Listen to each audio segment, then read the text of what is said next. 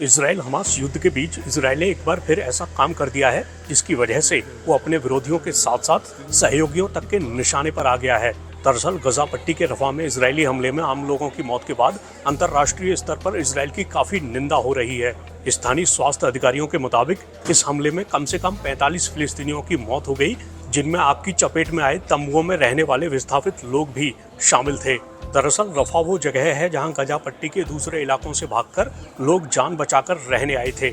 ऐसे में इसराइल के करीबी सहयोगी अमेरिका तक ने रफा में बड़े सैन्य अभियान के खिलाफ इसराइल को चेताया था, मगर इसराइल ने किसी की नहीं सुनी और वो आगे बढ़ गया। इसराइल इस बात पर जोर देता रहा है कि वो अंतर्राष्ट्रीय कानून का पालन करता है, हालांकि उसे दुनिया की बड़ी अदालतों में जांच का सामना करना पड़ रहा है।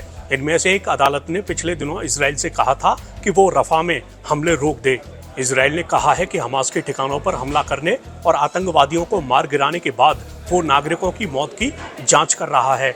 गजा के स्वास्थ्य मंत्रालय के मुताबिक रविवार रात का हमला युद्ध के सबसे घातक हमलों में से एक दिखता है, जिसके चलते युद्ध में मरने वाले कुल फिलिस्तीनियों की संख्या 36,000 से ज्यादा हो गई है।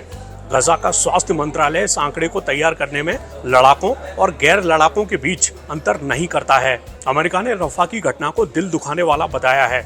इसराइल के करीबी सहयोगी फ्रांस ने कहा है कि वो हिंसा से आक्रोशित है।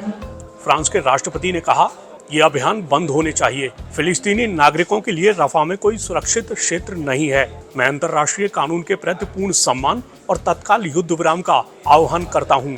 संयुक्त राष्ट्र प्रमुख ने भी इसराइल से ऐसे अभियान बंद करने को कहा है।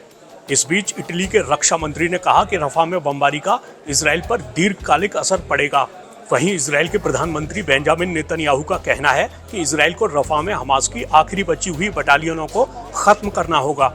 नेतन्याहू ने रफा में आम लोगों की मौत की घटना को एक दुखद गलती माना है। उन्होंने इस मामले में जांच की बात भी कही है, लेकिन उन्होंने साफ कहा है कि इसराइल की जीत तक युद्ध जारी रहेगा।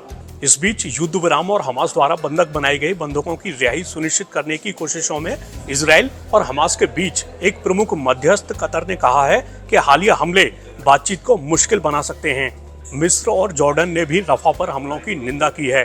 फिलहाल निगाहें इसी बात पर हैं कि रफा में आम लोगों का भविष्य क्या होगा।